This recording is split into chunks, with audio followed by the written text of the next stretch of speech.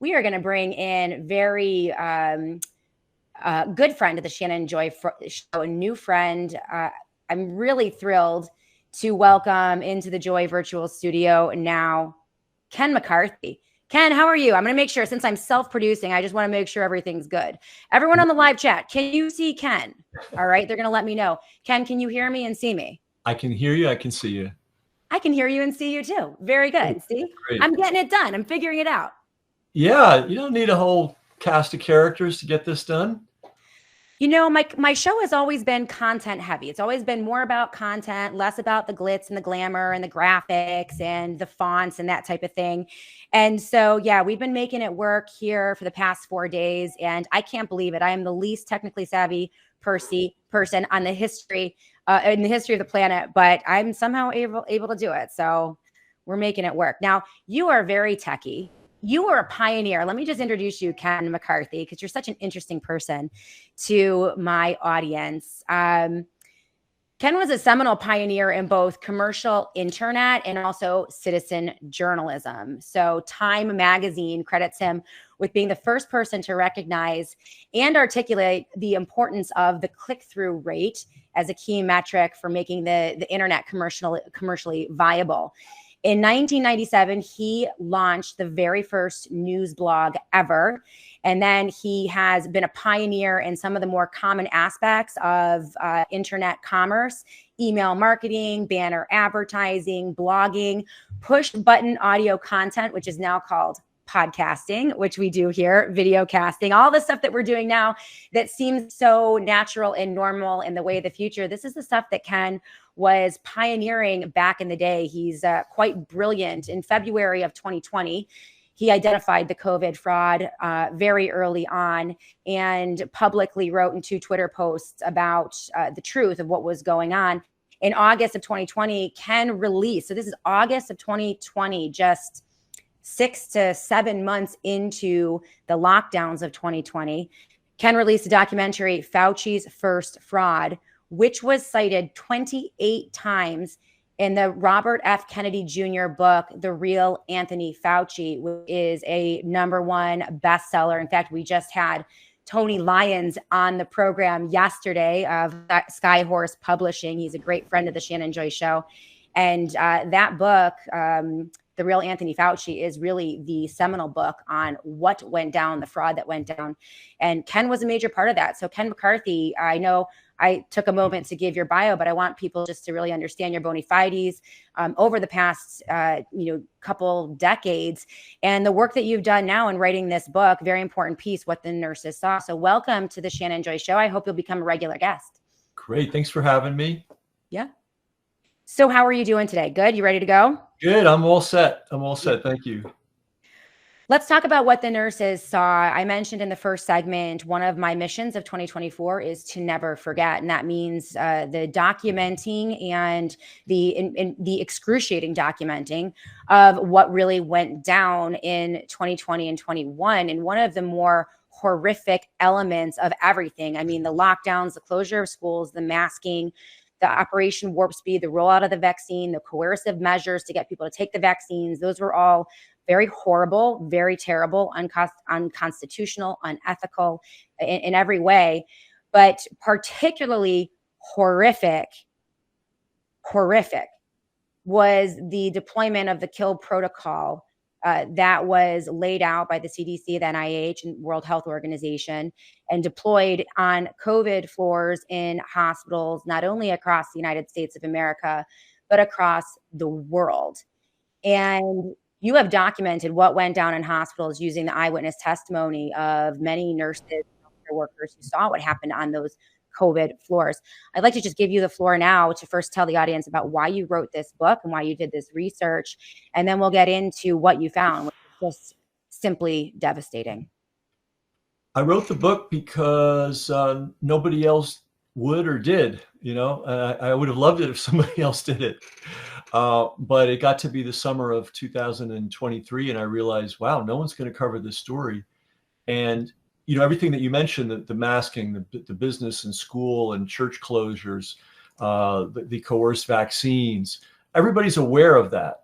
But I don't think everybody's aware of how many people died in hospitals under what has to be called suspicious circumstances at best. And it's not a small number. They say that over 1 million people, 1,100,000 and more, reportedly died of COVID. And most of us were aware that people were reportedly dying of COVID who really had cancer or really in a car wreck or really dying of a gunshot wound. And we're aware of that fraud for a long time, but we're not aware of the actual medical procedures that were used on people who were declared COVID patients. And all you had to do to be declared a COVID patient was to test positive for COVID, or let's put it this way, generate a positive result on their bogus tests. And I call them bogus because the guy that invented the core technology, a Nobel Prize winner in chemistry, who was given the Nobel Prize specifically for his invention of PCR, said that they should never be used for medical diagnosis. That was not the intention of the technology at all. So the tests were a little suspect. But anybody that found themselves in a hospital and hospitalized with a positive COVID test was subjected to the following things. And by the way, the people that put this in place did not call it the death protocol, right? Obviously, they called it something else. But yeah, go ahead, please. Can I just pause you for 1 minute? And remember also, these people who ended up at the hospital with very severe COVID or respiratory distress or whatever it was, were also told by the CDC and the NIH and all of the powers that be, the local health authorities and state health authorities, to stay home, to not get out. They were given no advice or guidance on how to treat COVID at home, vitamin D, vitamin C, hydration, nebulizers. I mean, nothing. They were told to stay home, isolate until they couldn't breathe anymore. And then they were told to come to the hospital and the deadly, dastardly COVID floor, which we'll talk about now. But so they get to the hospital, and then, yeah, if you can continue. Right. Don't come till you're desperate. However, what I learned through interviewing the nurses, and the book is called What the Nurses Saw. You can get more information about it at whatthenursessaw.com. I learned a lot more from interviewing the nurses. And a lot of people showed up with one problem. They tested for COVID, positive for COVID, and then they were treated like COVID patients. They may not have had any COVID symptoms at all. One of the most horrific, and horrific really is the word, and we can't say it enough. One of the most horrific stories in the book is a young man in his 30s who came in with a panic attack, and he was having difficulty breathing. And as panic attacks often cause that. And the news media didn't help because they were telling everybody, if you so much as sneeze, you've got COVID and you will die. So he came to the public city hospital in New York City in a panic, having genuine difficulty breathing. Within a short time after his arrival in the hospital, they intubated, vented him, loaded him with drugs, and killed him. Now, you may say, now, do I mean they put a gun to his head and pulled the trigger? No, it wasn't that straightforward, but they did an incredibly invasive, completely unnecessary medical procedure on him, a procedure that is known to be dangerous under the best of circumstances. And then, as happened to so many of the people that were put on vents and intubated, they were neglected. Putting somebody on a vent is not a trivial matter. It's rocket science. And you really need somebody on it continuously, making sure you're okay. Now, by the way, you're completely unconscious, you're paralyzed, and you're loaded with highly powerful drugs, including fentanyl. That's how serious. It's like it's like you're under anesthesia. And like somebody under anesthesia, you need supervision. Many of these patients were not supervised at all. In fact, they were told not to supervise. They were told, once this person's intubated, don't go in the room. When you need to change their drug bags, and every single person on a vent has a number of different lines going into them, intravenous, with bags hung on a hook, and those bags are changed regularly. Sometimes they had these setups in the hallway. They wouldn't even, which is unprecedented in medical history. Right. In other words, instead of the nurse going and seeing, okay, here's how the patient looks, we'll put another bag on. the pipe, the lines were out into the hallway, and the bags were being changed in the hallway. That level of neglect, intubated and vented patients not being cleaned. I mean, this is what happened. It's not pleasant. It's not pretty, but we need to know. I love your theme, never again. It's something that we should be repeating about COVID every hour, every day of the week, because they would like us to forget. Oh, yes. Well, and I just want to overview, because we're going to get to a lot of elements here. First, we're in later segments, we're going to talk about what is the COVID floor, what was going on the COVID floor, who was staffing the COVID floors. We are going to talk about the money incentives that were coming from the federal government a little bit later in the program, which makes this makes this a million times worse when you understand how hospital administrations and systems and doctors were incentivized to aid and abet in the killing of patients unnecessarily on COVID floors.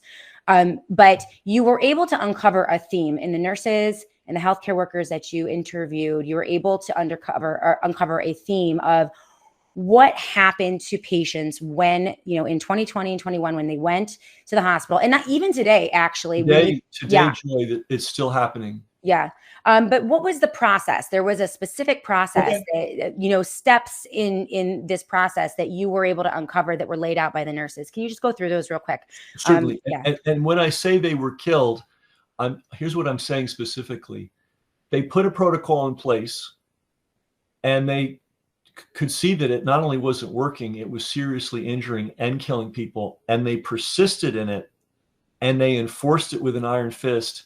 And they went after anybody that said anything about it. So that's when that's to me, that's killing. We have to. I just want to say this as a sidebar. Our nurses and doctors, the good ones, are trying to do their best. Yes. And they're human beings, and they might make mistakes, and we have to accept that. We also have to accept in an emergency, they may be rushed, and these things happen. We have to accept that. But what makes this killing is that it went on for week after week, month after month, year after year, and it's still going on today. So here's the process. So you go in, they do the swab. They're hoping you're a COVID case, because if you're a COVID case, the cash register rings right away. The hospitals would get some kind of a bonus. All this the details are in the book. Sure. Because there's a lot of moving parts, and even I have to refer to my own book to remember, okay, what did they pay for this? What did they pay for that? But I can tell you right now, if you were a COVID case, payout, right? Cha-ching. Yep. Then the next thing they did was, if you were declared a COVID patient, you were not allowed or not given in the hospital anti-inflammatories, and you were not given steroids. Now, everybody knows what an anti-inflammatory is: ibuprofen, which is the brand name Advil. This is bread and butter. Every day, non-controversial. We're not even talking about ivermectin or vitamin D. We're just talking about what hospitals were always doing all the time for every single case of inflammation. And it was banned for COVID patients. People may not be aware that certain kinds of steroids are given also for inflammation, especially with lung problems. That was also banned for COVID patients. So they literally pulled out the tried and true known treatments for inflammation and lung distress. Now, they can say, well, this was a new virus never before seen in the history of man, but that's baloney. Inflammation is inflammation. Lung distress is lung distress. And they deliberately pulled out the tried and true things that have been used forever without a scientific basis. There was no scientific proof for doing this. There was no logical proof for doing this. So they set people up. The next and when thing you say we're talking about, this is the guidance that was like, the Holy Grail. This is like the 10 Commandments coming down from Fauci and the NIH and the CDC, that the hospital administrations en masse and state-run hospitals en masse were accepting as the gospel truth. So when you say they gave the incentive, the money, and the guidance that was upside down from anything that they had ever done in years past because of the novel coronavirus. So I just wanted to establish that there. So you have COVID. Gotcha. I mean, it's a tricky story to tell because it has so many moving pieces, but it is helpful for you to realize this originated at the federal government level. Yes. It was passed down to the hospitals. And it wasn't just, hey guys, this looks like a good way to treat this. Tell us what you find out. I mean, which is the normal way medicine is done, especially if you're dealing with something new. That wasn't done. It was, here's the protocol. Here's how you get paid if you follow the protocol. I think there was also some threats if you didn't follow it. I haven't been able to dig that piece out. And what the hospitals did, though, is they threatened their own staff. In other words, they became the enforcers of this code. All right. So first they denied people anything. So imagine you have a small fire, right? Throw a bucket of water on it. That's what an anti-inflammatory is. Right. Would you let the fire, if you were a fireman, would you just let the fire burn and say, well, let it burn until the whole house is burning and then we'll start to pour water on it? Obviously not. That's not how it's done in medicine. That's not how it's done in putting out fires, but that's how they decreed that COVID was going to be treated. And again, they claimed it was a never before seen virus and we've never seen a coronavirus before. And of course, coronaviruses are common. Inflammation is common. Lung problems, especially in the winter in our hemisphere or our part of the world is common. All right, so they denied that. The next thing they did was they said, hey, we have a handy dandy cure called remdesivir. And it's wonderful and it's endorsed by Tony Fauci and this will help you. Now, in the early weeks and months, nobody knew what remdesivir was, so everybody said yes. And of course, this is one of the other places the hospitals got paid. If you gave somebody a treatment of remdesivir, but better yet, if you gave them a course, which is multiple treatments, oh my word, you would get a big payout. So what is remdesivir? Remdesivir was developed to treat Ebola. It was a total failure and it was pulled off the market. And then suddenly in April of 2020, based on 6 weeks, only 6 weeks of half-baked research, which doesn't stand the light of day, it was declared by Tony Fauci that this is the treatment. There will be no other. That drug came from a company called Gilead. And Gilead's been in bed financially with Fauci for decades. They make all the bogus AZT derivatives that they give to people that they say have AIDS. So Fauci knows Gilead very, very well. We know that Gilead pays NIH. Is it NIH? Pays NIH $28 million a year in royalties on just one of their bogus drugs. It's called Truvada. So that's why perhaps Tony Fauci was so enthusiastic about giving people remdesivir. Here's the problem with remdesivir. It causes organ failure. Yeah. And if you remember way back, and I don't expect anybody would, but they were telling us that Ebola was causing organ failure, catastrophic organ failure. It's very possible that it was the remdesivir. It was remdesivir. But anyway, they resurrected it and they flim-flammed a lot of people into accepting it.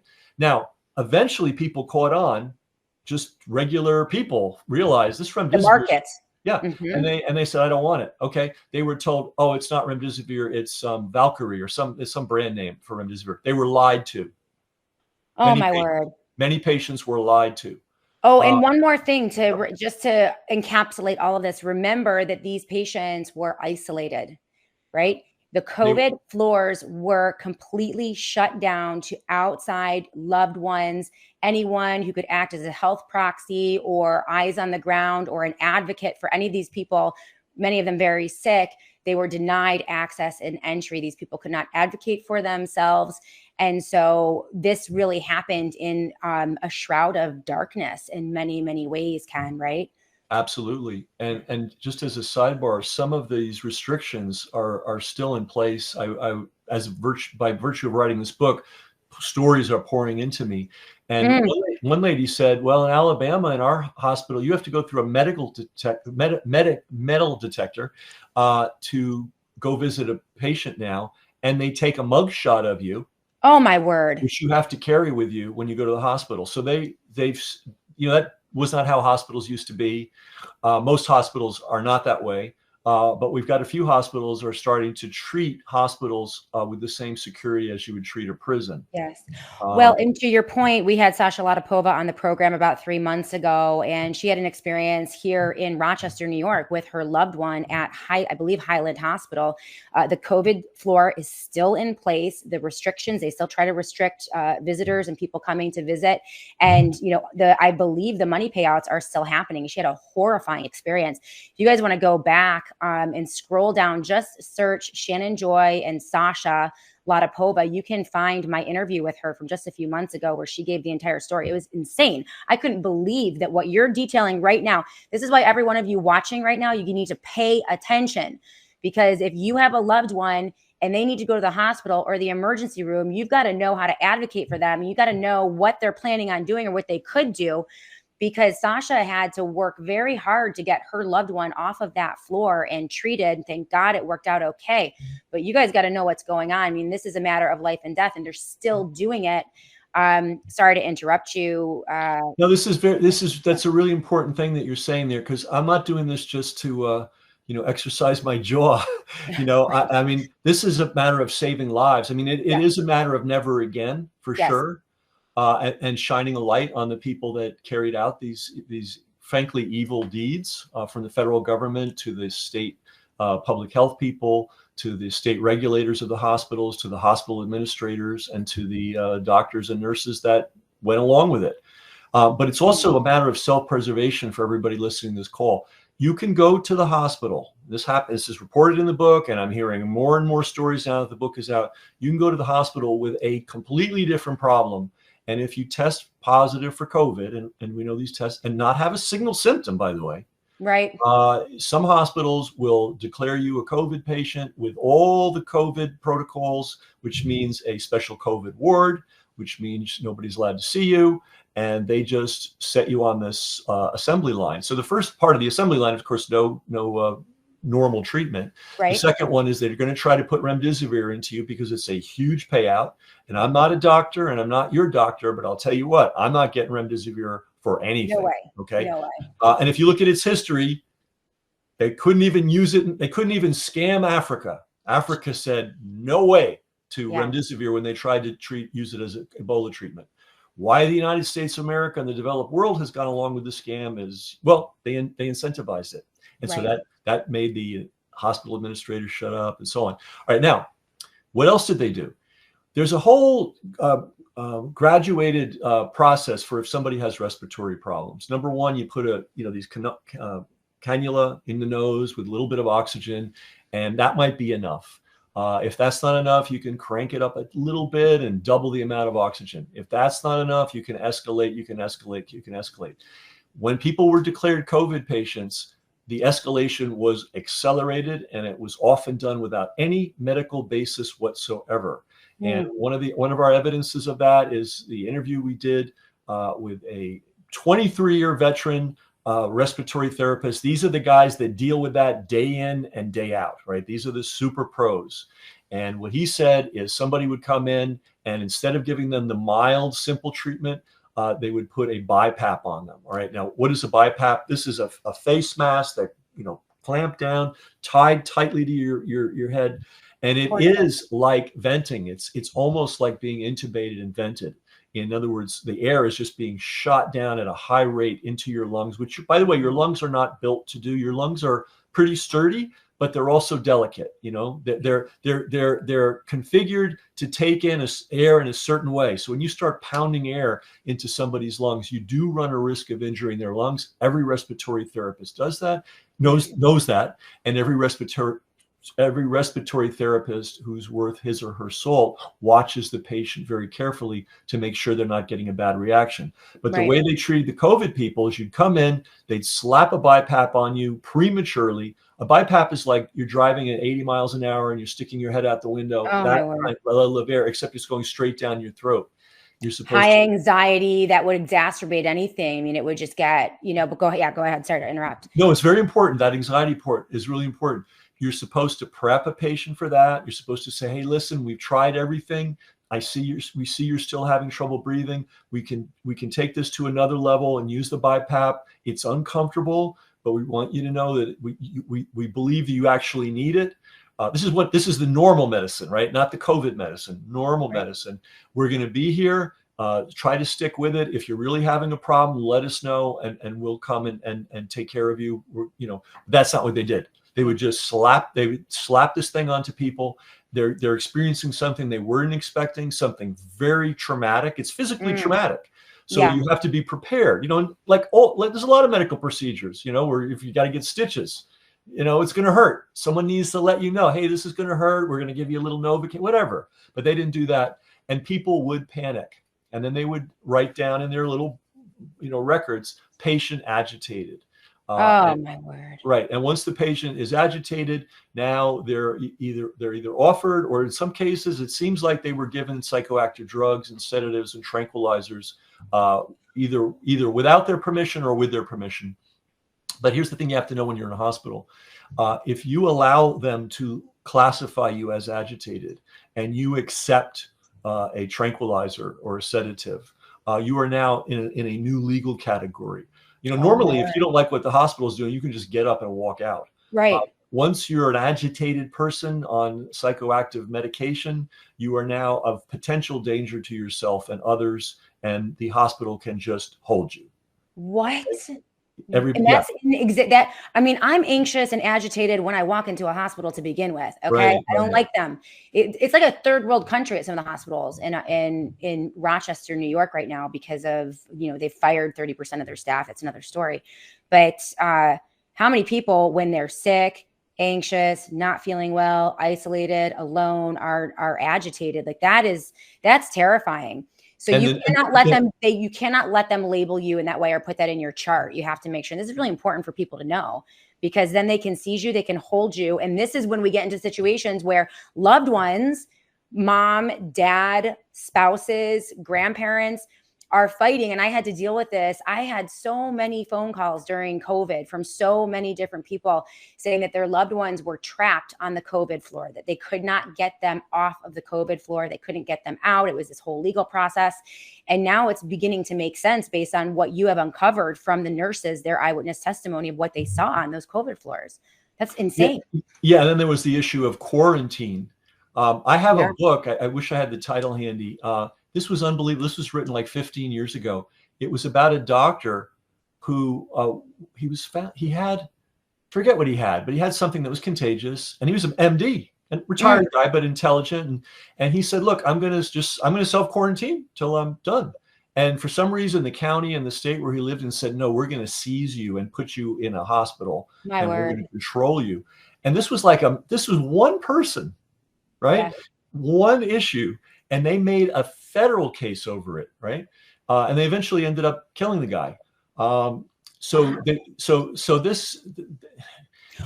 they want to do that here in New York. I mean, they're obsessed with quarantine camps. We've been through the Bobby Ann Cox trial. We did, we turned out for her. It's very clear that Kathy Hochul and the New York State Department of Health, they are on an absolute power trip. They're psycho. They're absolute psychos. The new Equal Rights Amendment that they're putting on the back of the ballot for 2024, we're going to cover that here on the Shannon Joy Show. It's insane. It essentially strips parents of the right to determine any type of health procedure or any type of health protocols for their own children, among other absolutely dastardly, horrific things. So New York State is the belly of the beast. They want to seize your body. They want to do whatever they can do to you. Right now, they're doing it and testing it out on the COVID floors. But they would like to expand that to every floor. A patient bill of rights, your right to a health proxy, your right to have an advocate with you, all of that could go away. And they want it. They want it bad here in New York. And so, Ken, we got to go to break real quick. I want to continue so that we can kind of move this along. But this is, this is not over. And to your point, this is why we're saying never again. This is why we cannot forget what happened in 2020. This is why, regardless of whether or not it's Trump or Biden, we need to force our political parties and the political establishment to acknowledge what happened, because they will do it again, and they will do it harder and harder and harder and worse and worse. And you will have fewer rights and fewer abilities to get yourself out of this system the more. And they haven't stepped the pedal off the metal in any way. I mean, they are going full throttle. So this is horrifying and terrible. These people were tormented and tortured to death in hospitals. Their families and their loved ones tormented along with them. It has got to be exposed. They have to be compensated in some way. There needs to be a reckoning. But in addition to that, we need to continue to expose this so that it doesn't happen to us or to you or to your family. We'll be back with Ken McCarthy in a moment right here in the Shannon Joy Show. When we come back, we're going to talk about we're going to finish up what that protocol was. We're going to go through it. We're going to talk about the financial incentives that were levied at the hospitals and the administrators. And we're also going to talk about the COVID floors, how isolated they were from the rest of the hospital system, right? I'm sure you all know good doctors and good nurses who were working in the hospitals during COVID. The truth of the matter is they probably had no idea what was happening on these floors. That's how isolated they were. And it's how they got away with it. When we come back, we're going to continue and finish off this conversation with a very important person, Ken McCarthy. I'd like you guys all to go to whatthenursessaw.com. That is whatthenursessaw.com right now to support Ken, to support his efforts, to push this out, to share with your family and friends and your loved ones. And also, I saw on the live chat that a lot of you have been talking about ivermectin and hydroxychloroquine, making sure to have it on hand. I would absolutely highly recommend that. You guys know I do have a relationship, an affiliate relationship with the wellness company. They have not only the medical emergency kit, which I have, but they also have a protocol for COVID-19 and COVID-19-like illnesses specifically, and it includes ivermectin and hydroxychloroquine. So if you go to getwellwithshannonjoy.com, that's getwellwithshannonjoy.com right now, and use the promo code Shannon Joy. I think Shannon would work as well, but Shannon or Shannon Joy, you will get 10% off of that, and they'll know that we sent you. So keep it tuned right here. We're going to get back. This is horrific happening right now in hospitals across the United States of America. People have died because of these protocols. Hospitals were incentivized. People have gotten rich, filthy rich off of this. The pharmaceutical companies, the agencies, people like Anthony Fauci who hold patents on some of these things. It's despicable. It's disgusting. They're doing it in plain sight, and no one in Washington, D.C. will talk about it. The only thing we're allowed to talk about is Rand Paul and what he's saying about the gain of function, which is important, but it erases all of the other horrific things that happened during COVID-19. It's not just the vaccines. It's what these hospitals did, what the government incentivized them to do, that we have to expose. We'll be back in a moment right here on the Shannon Joy Show with Ken McCarthy. Hey, Patriot. Welcome to My Freedom Cart. I'm Lindsey Graham, the Patriot Barbie. I just want to tell you how this works and get you on the right track to shopping your values, voting with your dollar, and helping to support the company that shares those values. My Freedom Cart is an American-made manufacturing company, and it's the company we use to enroll you, allow you to start shopping direct from the manufacturer online, and get products delivered right to your door. Sounds like Amazon, right? But My Freedom Cart is conservative-owned, debt-free, employs thousands of Americans on American soil. They support freedom and they value you. And because you're a member now, invited personally by me, you'll get exclusive pricing to the entire store. Everything from toothpaste, makeup, deodorant, vitamins, the list goes on. Over 500 products. There's literally nothing stopping you from making the switch. Now you get to just go enroll and start shopping today. Welcome to My Freedom Cart. Darn it all, once again, Patriot Barbie did not show up. I even downloaded a brand new video, guys, thinking that there was something wrong with the video that I was using. So every time I run my Patriot Barbie Freedom Cart commercial, everyone can hear it, but they can't see it. Darn it all. Okay, well, myfreedomcart.com/joy, myfreedomcart.com/joy. Ken McCarthy, really just thank you for all of the hard work that you have done. I want, as we begin to wrap up the interview, I do want to talk about the nurses that you collaborated with and some of, what they're like and your relationship with them. But I do want to get everyone through this. This is incredibly, incredibly important. People need to understand what is happening to people in hospitals, what happened in 2020 and what is happening now. And you've detailed that in What the Nurses Saw. Guys, please go and support him at whatthenursessaw.com. So Ken, you walked us through the protocol, the KILL protocol, which was isolation, dehydration, lack of treatment, basic treatment, remdesivir, the BiPAP, and then, moving towards the ultimate end, the ventilator. What did you learn about, and each one of those elements, guys, or not all of them, but most of them, was attached to cha-ching, federal money dumped on the hospitals in order for them to a T, carry out this protocol. And that's what makes this, it's higher to kill. I mean, it's just devastating. And everyone knew that this was killing people. and you've uncovered this, Ken, but can you take them towards the, through the end of this, then talk about that money incentive from what you found, how much money was paid out on average. But yeah, so then they get to the ventilator. Can you continue with this really chilling documentary? Sure. And if you think of it as a conveyor belt, so the first thing was, as soon as they declared somebody a COVID patient and put them in the COVID ward, they got paid. Now the person's in the ward and they can't get out, right? Because of the quarantine. Yep. Right? We were quarantined in our homes. People were quarantined in the hospitals. Nobody could see you. Nobody could communicate with you. Then you're there. You're in the bed. And now they wheel over the remdesivir. They got paid to put people through courses of remdesivir. And I know of one case, and I have a feeling there's more than one, where the person was put through 3 courses of remdesivir, like not just one treatment, multiple treatments 3 times, because every time the hospital got paid. No medical scientific or logical justification.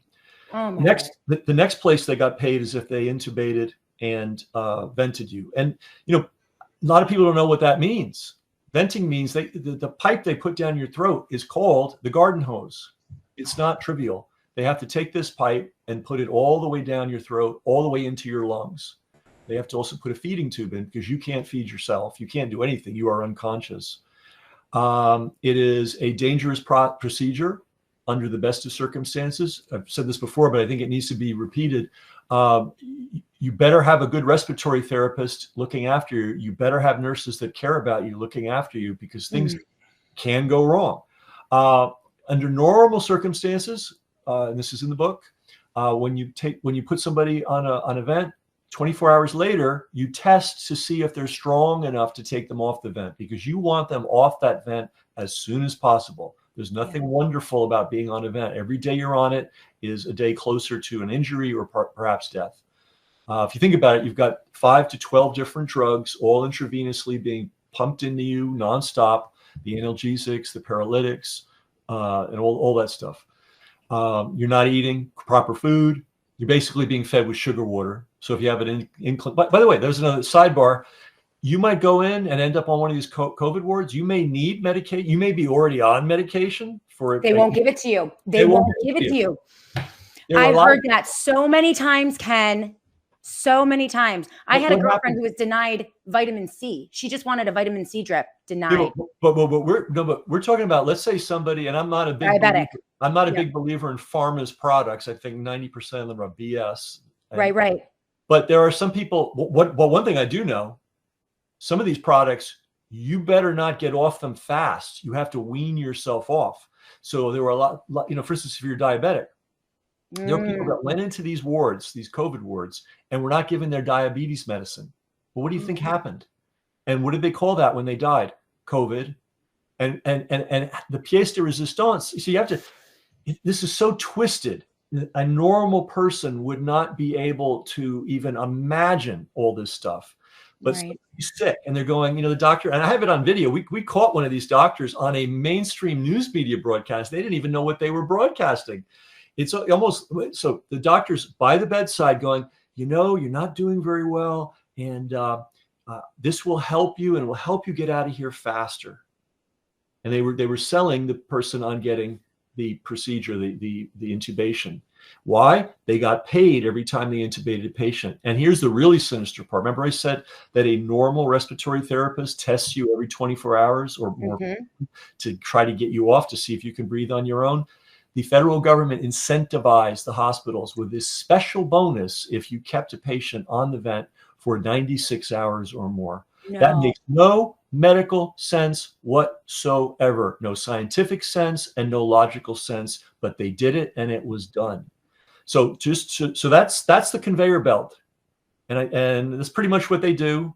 There was one guy, we have records of one patient in Minnesota, not in the book, but stuff I've learned since then. By the way, everybody is entitled to get the medical records of a loved one who has died in the hospital, right? Some states will try to charge you 50 cents to $1 per page. But one good thing about these devils is they do take note of everything because they want to get paid for everything. So everything's actually in the records. And when you actually look at these medical records, all kinds of atrocities pop out. Wow. Well, I'm noticing here, Ken, one of our dear friends on the live chat, Khaleesi, has mentioned that they lost a loved one on where is it? My ex-in-laws both died from the kill protocol, but it's too painful for my ex-husband and his sister to go there. I still may try to talk to them about it though, right? Like, how awful is this? I'm so sorry, Khaleesi, 2020. That's just horrific. But what you're saying here, Ken, is that people now can go back. People who lost loved ones on the COVID-19 floor from the kill protocol, whose loved ones were ventilated. By the way, $40,000. $40,000 per patient per ventilation was one of the numbers that was released that they were able to document in terms of those federal payouts. You guys can go back. You can request those records, Ken. You're saying from the hospital records. And the hospital has to release them to you. And you're saying that you're getting some of these records and it is revealing horrors and atrocities. Yeah, there's one group in Minnesota that's doing this in a somewhat systematic way. They're helping people get their records, and then they're turning the records over to a nurse examiner, somebody who's trained in reading medical records, and they know the procedures. They know what should be done and shouldn't be done. And malpractice. Here's the problem. In addition to creating this protocol, in addition to creating an unprecedented financial incentive system, in addition to enforcing it with an iron fist, which included, we haven't even talked about this, firing any nurse that spoke up, blackballing any nurse that spoke up, going after the license of any nurse. In addition to all that other stuff, they did one other thing, which I'm sorry, I just forgot what I was saying. I would guess it's a liability shield. Thank you for that. You're welcome. I mean, this thing's complicated. These people are dastardly. Dastardly. Go ahead. But in addition to all those things that I mentioned, they also gave themselves legal immunity to anything that happened. This is, again, also unprecedented in medical history. There's never been a case where someone was granted, blanket legal immunity. Now, and I wrote another book, a very thin book on the Nuremberg Code. If you disclose to the patient what all the risks are and what the benefits are, and you do it in an honest and forthright way without coercion, because the Nuremberg Code specifically prohibits coercion. It specifically prohibits deceit. If all those things are in line, then the doctors do have immunity, because you've made your decision. In other words, let's say you have a truly deadly situation. You want to do something experimental, right? And the doctors say, look, we've tried everything, and we have this other procedure. We want you to know, here's the risks, here's the reality of what we know about it. Laying all the cards on the table, no coercion, right? In that case, then a doctor does have immunity. Sure. But to grant, they were given, especially in New York State, was unbelievable. I know. Immunity for anything that happened. You could literally, I think, walk into the room with a gun, shoot somebody in the head. I may be exaggerating, but the blanket anything and everything. I read the executive orders from Andrew Cuomo, the protocols coming out from the New York State Health Department, and even some of the federal stuff. And it was basically anything that you had to do, the spread of COVID-19 or to slow the spread. And I'm paraphrasing here, but I think you're right there. I think that, they were brought in. I'm not sure that they've been clawed back yet. I'm really not sure that the emergency may be over, but they could turn the emergency on at any moment. Oh, I don't think the emergency's over. Legally. Legally, I think all those laws are still in place, and they are killing, by the way, let me be precise. 1,500 people on the average are dying every week in the United States of COVID, reportedly of COVID. So that's 6,000 a month. That's 72,000 a year. Right now. Yeah. Right now. And remember, there are many cases of otherwise healthy people going in for something else, testing positive for COVID, and being put on this assembly line, and they come out in a body bag. And by the way, and I don't mean to be salacious here, but the condition, because I'm talking now to families, after this book has come out, and I'm talking to families, Right. the condition of some of the bodies in which their loved ones were returned to them, nothing short of horrific. These were not peaceful deaths. These were not people that were well cared for. It was horrific. It was horrific. This is the systematic, incentivized, cash incentivized killing of human beings on COVID floors, and it is happening. Well, you also mentioned the word torture. Torture. This was not a pleasant way to die, either. It was unpleasant every step of the way. And another example of the sinister nature of this, you're giving somebody remdesivir, which is known to cause organ failure. And then when they start to become sick from the remdesivir, you tell them, wow, you really need to be vented or you're not going to make it. And, remember, we're both of us are well, we're comfortable, we're sick. Right. These people are in a hospital. They're already scared. They are sick from something, right? Right. And they already have bad health from other things. They have no one to speak for them. And you have a doctor hanging over you saying, you're going to die unless we vent you. They don't even know what it means to be vented, really. Unbelievable. And next thing you know, they're knocked out and they're gone. This is what kills me. This is what kills me about the people, all of the MAGA people and the Trump people who are like, get over COVID, get over COVID. It was 4 years ago. Shut up about COVID. No one cares. This is the mantra. This is the thing within the Republican Party right now, because Donald Trump still takes full responsibility. He says he doesn't get enough credit for how well he handled COVID. He doesn't get enough credit for his vaccine. He calls himself the father of the vaccine, and he will not push it back. And so his supporters, because they have to worship their political idol, right, and take out anyone to deliver a reckoning. And so the mantra has been, no one cares about COVID. It happened 4 years ago. This is what the political consultants within the Republican Party are doing. We know the Democrats are gone. I mean, they're gone. They love this protocol. They wish we could lock down again, I'm sure. But within the Republican and even conservative circles, they're saying, oh, no one cares about COVID anymore. You all better care about COVID. And what happened, because it's happening right now. And they have new viruses in the hopper. And I'm not saying that disease X is going to be any worse than COVID-19, but they're going to try to ramp it up. They're going to try to ramp up the fear. And if you or a loved one end up in a hospital for whatever reason, God forbid, you could be put right into this pipeline. Do you want that? Do you want us to just ignore what happened when you get sick or a loved one gets sick? I mean, this is why I want to shake people. Like, oh my gosh. Pull your head up.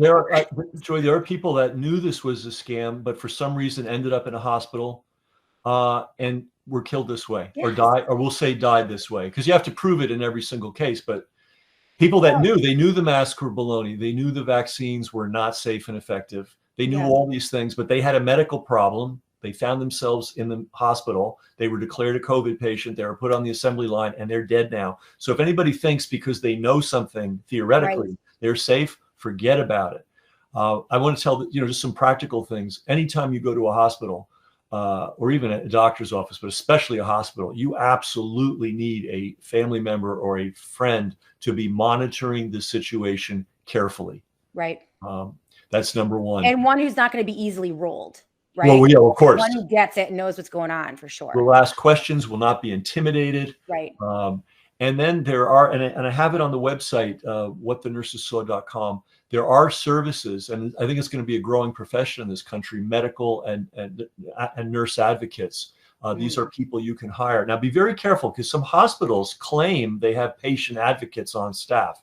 This is bullshit on steroids, right? They are not. And by the way, I hate to say this, but every nurse that in my book has agreed with what I've said. The doctor in the hospital ain't your doctor. This is not your doctor. This is the hospital's doctor. And if the doctor has been told by the administration, you will run this protocol, they will run it even if it's known to kill people. Okay. Right. That's not your doctor. It's not. Remember, as before we go to break, if you can just remind people, and this was something that was also uncovered. You guys got to get this book, whatthenursessaw.com, what the nurses saw. Can I show people just so they can see? Yeah. This is what it looks like. Okay. So what the nurses saw, one of the other things that you uncovered was these COVID floors were not staffed with your normal run-of-the-mill family doctors or even local doctors and nurses. A lot of these COVID floors, and still to this day, are staffed by people from outside of your community, outside of your state, outside of your town. They're flown in, they're specialty doctors and nurses. And a lot of them don't even speak English, which is one of the things that you uncovered. Can you explain that quickly before we go to the break? Yeah, normally, how much do I have? 30 seconds, a minute? No, you have a couple minutes. Yeah. Oh, okay. Yeah.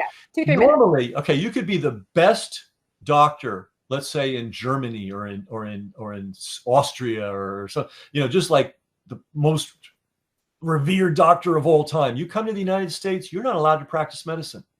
You have to go, you can mop floors if you want, but you have to jump through every single hoop to get licensed in this country to practice, which I think is a good system. Sure. During COVID, the law went out the window. Anybody who claimed to have an MD, medical degree, and who could fog a mirror, whether they had relevant training or not, whether they could speak English correctly or not, adequately or not, was welcome to come to the United States and work in a COVID ward. Wow. I heard that multiple times from people calling me, from the floor of COVID, that there was a language barrier. They couldn't understand their medical doctor. And yeah, a lot of the nurses were traveling nurses, right? But you know what that doctor did understand? The nurses alone in New York City were paid $10,000 a week. I shudder to imagine what the doctors were paid. I hate to say it, how many doctors are going to say no to, I'm going to guess they were getting $20,000 a week. How many are going to say no to that, especially if they're coming from another country and know they're heading home? Blood money. Yep. Blood money. Unbelievable. We're talking to Ken McCarthy. Thank you so much for this work that you have done. You are a true American hero. WhatTheNursesSaw.com. WhatTheNursesSaw.com. We'll be back in a moment right here on the Shannon Joy Show to finish out this episode. This is one you're going to want to bookmark. You're going to want to share. You're going to want to clip, because people need to understand that this is happening right now as we speak today in hospitals. There's still a COVID floor. There are still doctors flown in, travel nurses flown into COVID floors and staffing those COVID floors. The protocols are still there. And I can't even guarantee that there aren't even money incentives. There might be. I haven't been able to find. There still are. They haven't gone away. Unbelievable. Make sure you guys don't end up at the hospital, by the way. Good segue to getwellwithshannonjoy.com, the wellness company, getwellwithshannonjoy.com. Get your ivermectin, get your hydroxychloroquine, and also the medical emergency kit does also include ivermectin as well. And I wasn't planning this, but seriously, if you want to get that today, getwellwithshannonjoy.com, and make sure you get the 10% off. The promo code is Shannon Joy. We'll be back in a moment to finish the conversation with Ken McCarthy right here on the Shannon Joy Show. Hi, my name is Quinn Pittman. I grew up here in these Florida woods. I like to hunt and fish on our land in Osteen, Florida. When I was 7, I asked my parents if I could have a couple of milk goats so I can make cheese. I am 14 now, and I have a small goat herd. My dad built this barn to keep my goats safe from the bobcats and coyotes that sometimes roam our land. I milk them every day before school. I love spending time with my goats. I make ice cream and milk for some of my friends that are allergic to cow's milk, because every kid should be able to eat ice cream. I also make goat milk soap. It is better for your skin, it won't dry out, and it lasts a long time. I make it on my back porch with my mom. If you would like to try my soap, you can order it at qpgoatsoap.com. Place an order and we will make sure that you have fragrant, freshly cured goat milk soap in your home, just like we have in ours.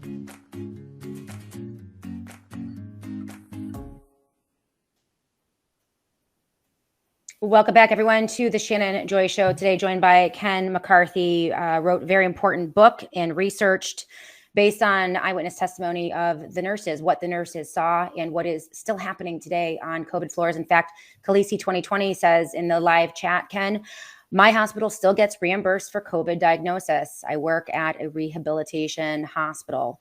The stories pouring in on this live chat are unbelievable. And they're corroborating. These are people's real life anecdotal stories, Ken, that are being corroborated in real time as you lay out not only what happened in 2020, this is why it's still on the table. This is why I won't let go of this. Because those of you who are telling me to shut up about it, Shannon, no one cares about COVID anymore. I'm trying to help you and your family so that this doesn't happen to you. And this doesn't happen widespread across the country. Again, it's not fixed.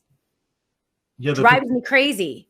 Yeah, I mean, people need to know that not only is the particular system they set up for COVID still in place, still, quote, working, still killing people, the overall system can be set up again for another disease. We can have another, like that. I mean, literally like that. Everything's in place.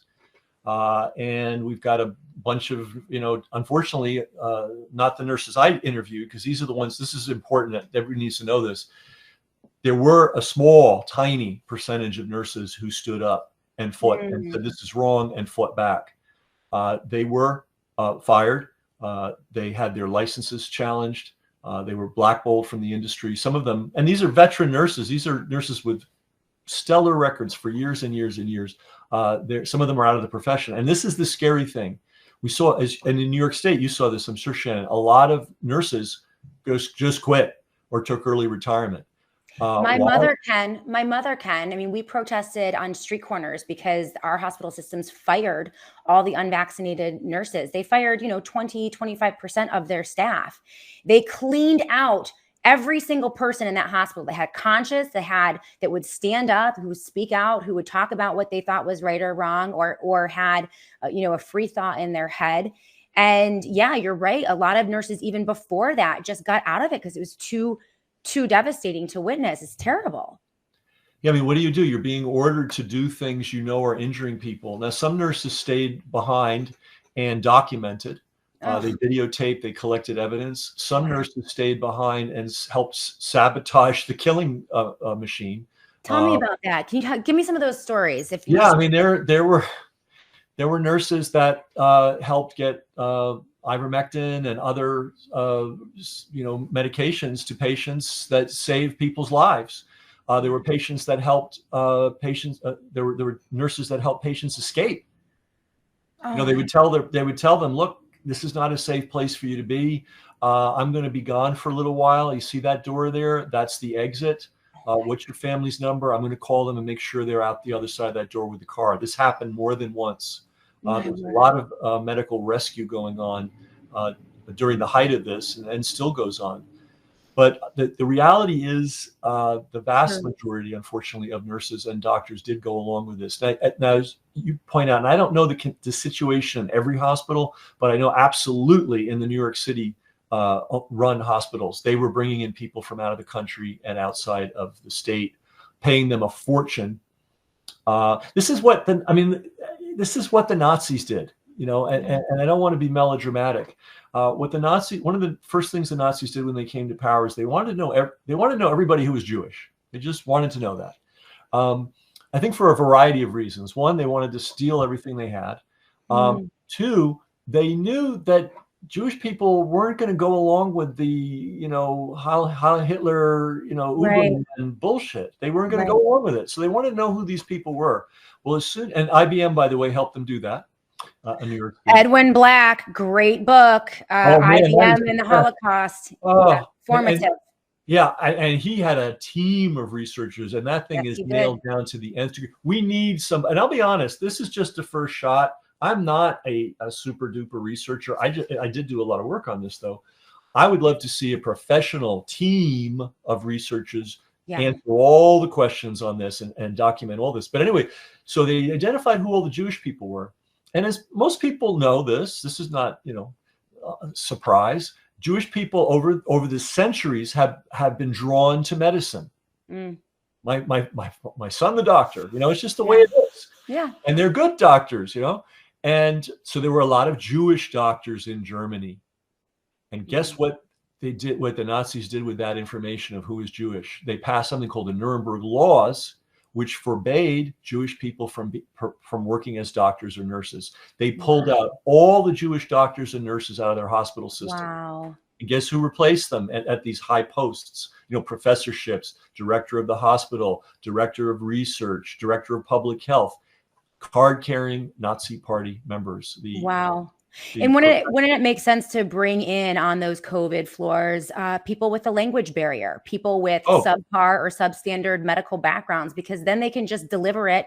They might not even know what they're doing, right? The language barriers there, they're just going in, cashing their checks, getting rich, doing their business, the dirty business of the state. That's what they, and another example of this, people don't realize that the massive Holocaust that occurred, the mass killing of Jews was precipitated and others was precipitated 5, 6, 7 years prior with the killing hospitals of the Third Reich. And that's a great documentary that I recommend everyone watch. It details how the German people were anesthetized to institutional killing through the T4 action, which was the program to euthanize disabled people who had mental disabilities, people who had neurological disabilities, infants. And the mass killing in Germany started way before the Holocaust. By the time they got to the Holocaust, it was too late.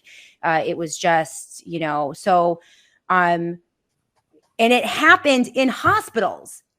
And they convinced nurses. And if you watch the killing nurses of the Third Reich, they do interviews with these nurses during Nuremberg. They convinced these women that they were saving society. They were cleansing the race. They were getting rid of disabling genetic disorders. It was to clean the race. It was about health. It was all about hygiene and physical health, which was being pummeled at the German people. And it all worked in together. The propaganda was so sophisticated. People need to understand this. In my book on the Nuremberg Code, one of the people that contributed to it is Vera Sharav, who is a Holocaust survivor. Amazing. And she said, yeah, I mean, it's what's going on with what was going on with COVID.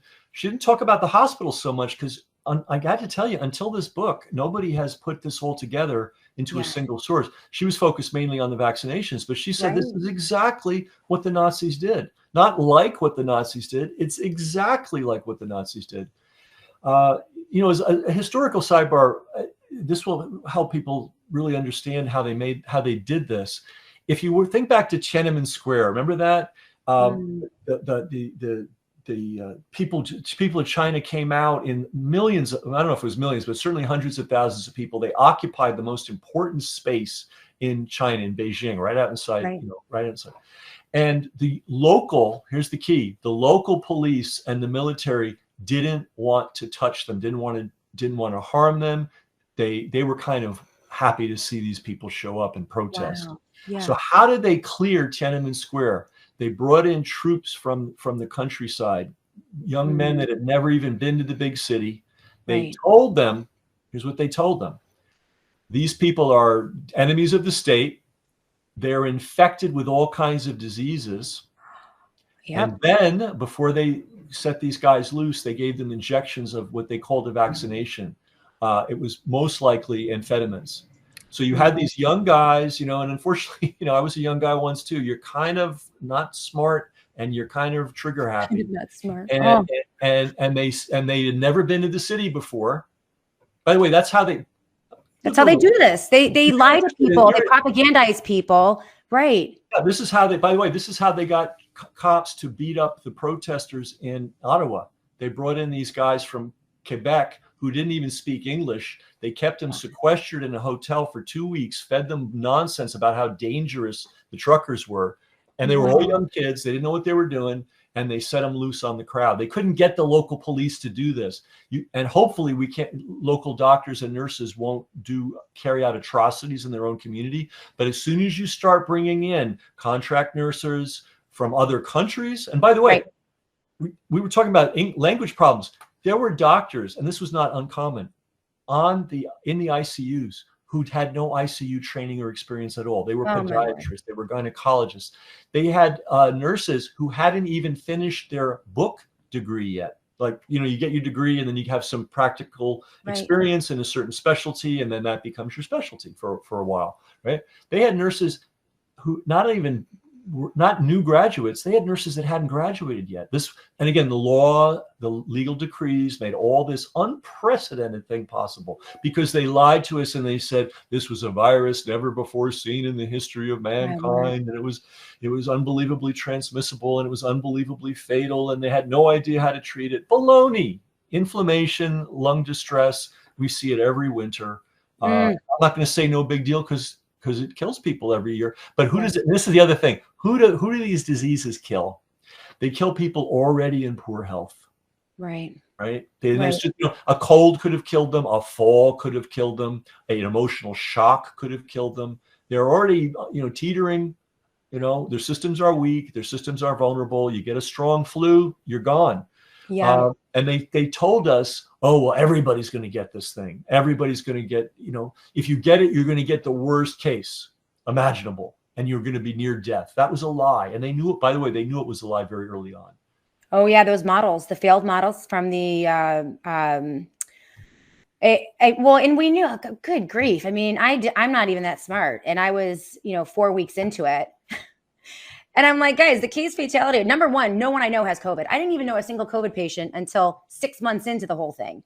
I'm calling my mom at the hospital, all my friends. I have all kinds of friends that work in the emergency room, work at the hospital. I'm like, hey, what's going on over there? They're totally empty. They were laying people off. They were sending nurses home. Nothing was happening in the first 6 months, right? I mean, it's just, there's so many things to untangle. Ken McCarthy, you have done some phenomenal work here. And I'm really, really glad that you're out there. You're a fellow New Yorker, and What the Nurses Saw is an incredibly important piece that you have put together. WhatTheNursesSaw.com, WhatTheNursesSaw.com. Please Here's what support it looks him. like if people need a visual aid. There you go. Please, everyone, support Ken. Go to the website, buy the book, buy it for a friend, buy it for your medical doctor. Maybe it'll shock them into some kind of knowledge about what is going on. Why don't you buy it for your local politician, Republican or Democrat? Because clearly they want to move on from this. We cannot move on from this. This is going to happen again. And you don't want to be the next one who's locked in a hospital, under one of these kill protocols, especially when no one has been held responsible. There has not been a reckoning. No one will even acknowledge that it happened. And our two political candidates are pretending as if it didn't happen. Not okay. We need to rage against that this year, 2024. It is my mission to do that. We are not going to let this go. And in addition, Ken McCarthy, you're also working on, you mentioned your initiative to help people get the records of their loved ones. So should your loved one have died on a COVID floor, on a ventilator, you can still go back to the hospital. You can get those records. You can go through those records. And let me tell you, do not give up on this. Get these records, because next week I'm going to have Aaron Siri, a good friend of the Shannon Joy Show, working with ICANN. They have a ton in the hopper specifically challenging the liability shield in all of its forms. So the emergency order liability shields, the executive order liability shields, any of the regulatory liability shields, any legislative liability shields, they're going after everything. So make sure that you get, at the very least, get your records. Even if you don't think it's gonna work now, or you don't have a case, get them on hand. Because to your point, Ken, a lot of that, the very, very disgusting things that they did were recorded, and for history, and so that we can get to a reckoning, and we will, because we're right in the middle of this, Ken McCarthy. I think it's important that people do that. I'd like to give you the last couple of minutes just to wrap this up, get off of your chest anything else that you want people to know, and direct them to your website and how they can help and support you. Okay, and the website again is whatthenursessaw.com, and you can order the book from there.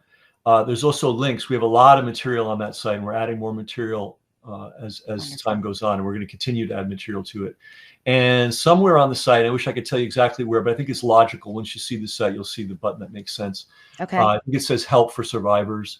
Okay. If you read that, one thing you'll see is 25 characteristics of COVID hospital deaths, and people are going to be shocked when they read those 25, because a lot of people are going, "Whoa, how did you know? How did you know every single thing in this list they did, or many of them?"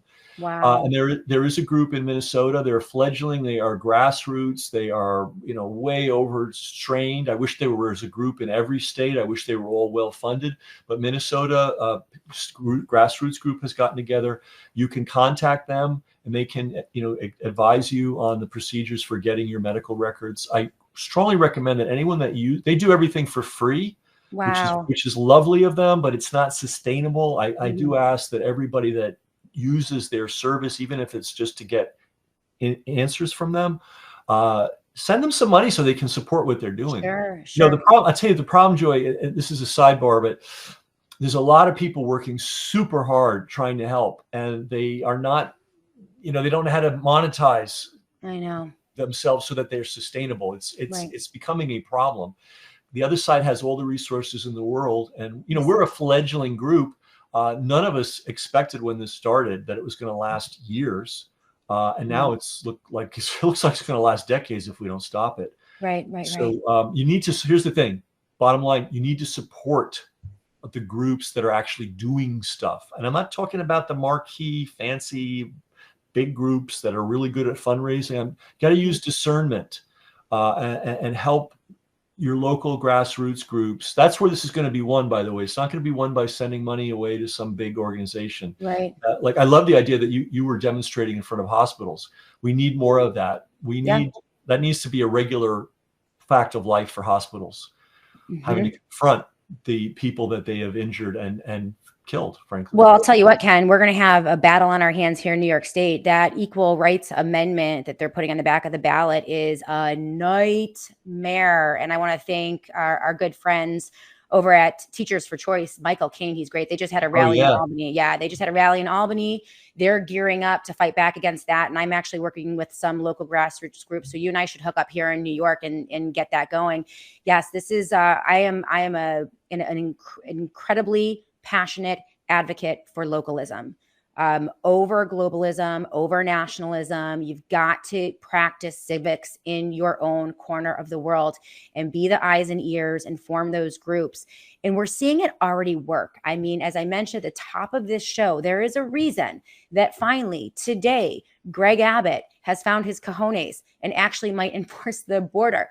It's not because he came to Jesus. It's not because he had some revelation. It's not because he all of a sudden just became a good guy. It's because of this consistent, growing, relentless push from people at the bottom up for him to do the right thing. And that happened in Texas. That's their battle.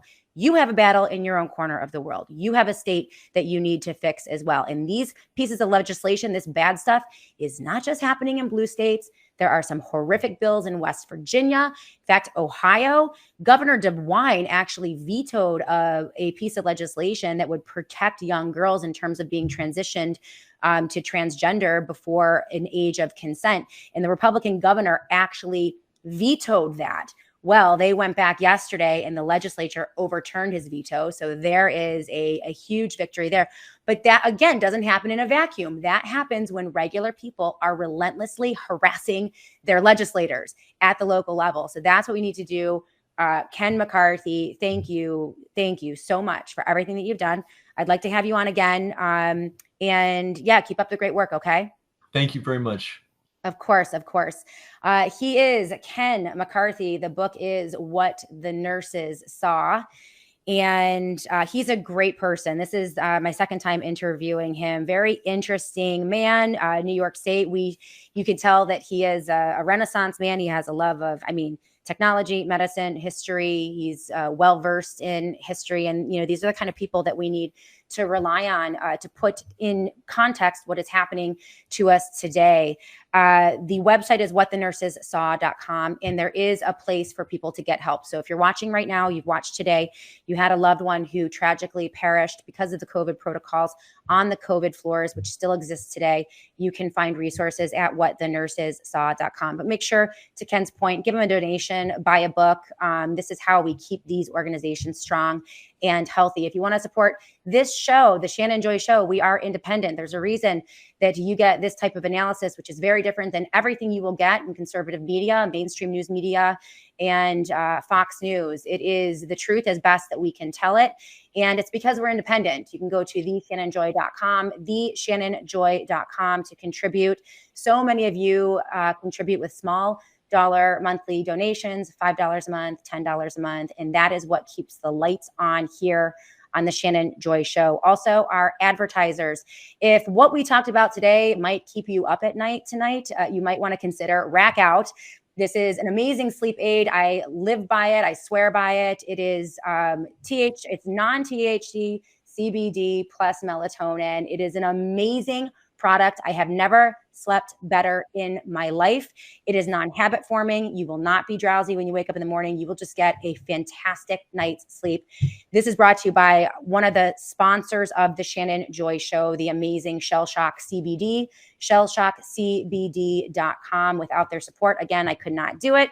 And also our friends over at goatsoap.com. That's goatsoap.com. But for the Shell Shock CBD, make sure you use the promo code Shannon Joy, one word, and that will get you 10% off any of their products. They have a whole line of CBD products, oils and gummies, and even nutritional supplements. It's a great partner. They're great partners of the Shannon Joy Show, and we really, really appreciate them.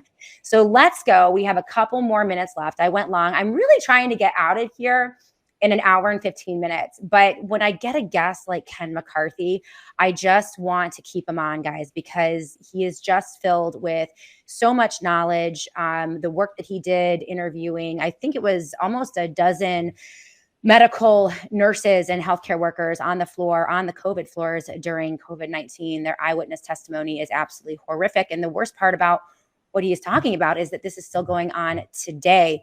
And so, yeah, we went a little bit long, but I just want to say hi to everyone. We have such a great live chat today. We have Bubbles 2020 with us. We have Nug 202. We have CJP Rumble, of course.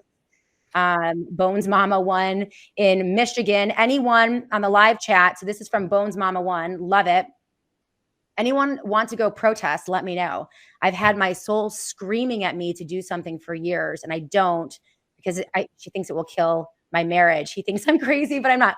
Bones Mama 1. Let me just tell you, my husband, devastatingly handsome Dr. Joy, has thought I've been crazy for years. And it was COVID-19. Finally, the family is so thankful for the research that I did. I mean, there was a lot that went down in our family. I totally understand it. But you know what? Don't let it kill your marriage. If protesting is going to kill your marriage, you got to find another thing to do. But I'm going to pray for you, Bones Mama 1, because I can understand how these things can be so difficult in marriages. And this is why a lot of people remain apathetic and don't get up and get out and fight back. So sometimes the first step is just working with your loved one and trying to figure out how the two of you can come together and negotiate some of these things. And sometimes you just have to sit back and wait for them to see it themselves. And it is excruciating. I will never forget in the dark days of COVID-19 when they were relentlessly hammering the coercion to get the COVID-19 vaccine. And my husband, God bless him, was not on board with me. He still isn't on board with me with half the things that I say. But devastatingly handsome Dr. Joy was under an enormous amount of pressure. He works in a school system here. He's a school psychologist. And everyone in his school system was vaccinated. In fact, he had to wear a mask because he was one of the only unvaccinated people in the school. And I was like convinced every day, I'm like, there's no way, because he's a rule follower. You know what I mean? He does not ruffle feathers. He's the complete opposite of me, right? Like he is like, he's not going to make a ruckus about things, you know, doesn't even like to make returns at the store. He's just that kind of guy. He's easygoing. He's phenomenal. I love him desperately. And I was telling myself, there is no way that this guy isn't going to get the vaccine. There's too much pressure. Everyone at school is, you know, he's not going to like, you know, standing out. And I prayed and prayed and prayed and prayed and prayed. And you know, miracles. He never got the vaccine, and it did open his eyes to a lot of different things. And again, he's not on the same page with me about everything, but, you know, with the grace of God, we were able to work through that in our marriage. And I really did. I'm going to be honest. If you want to know what my trick was, I gave it to God. I gave the whole thing to God. I was like, you know what? You don't want us to get divorced. you love marriage and you want to sustain marriages, but you got to fix this, Lord. And he did. He does. That's what he does. So Bones Mama 1, you are added to my prayer list. And all of you, I absolutely understand those pressures in your community, in your families. And the problem is, though, we haven't solved this. And this is why I am relentless. This is why I will continue to go after even the popular politicians like Donald Trump. We cannot let this persist. And yes, this is going to happen again. So we have to be prepared for this. I think we're in a better situation if they try to throw another disease X at us or something like that. I think there are way too many people who are awake. It's going to be much harder for them to do this again.